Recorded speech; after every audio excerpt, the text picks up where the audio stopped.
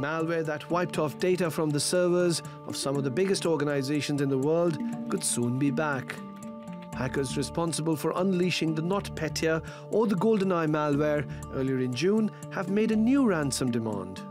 But before doing so, they ensured that they collected $10,000 worth of virtual currency in the form of bitcoins from 45 people.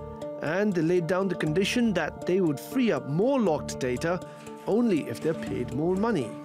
Security analysts say that the payment of the ransoms have encouraged the hackers even more. These hackers are very effective means of malware delivery, and they are criminals. They will keep using these delivery mechanisms in the future. So there is no reason to think that they will cease and desist, or that the number of ransom attacks will decrease. When the first attack happened in June, global corporate giants such as Maersk, Rosneft and WPP reeled under the impact. Their data had been compromised and locked away, and they could not access their own web servers.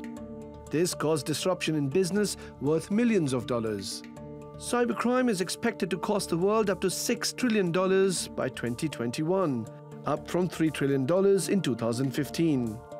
Data remains the primary hack target, and by 2020, data volumes online will be 50 times greater than today.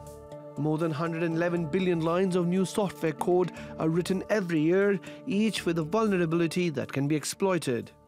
The latest demand of ransom by the hackers behind NotPetya has not only alerted global governments, but has also raised concerns that they have even more tricks up their sleeves to extort funds. Sourav Roy, TRT World.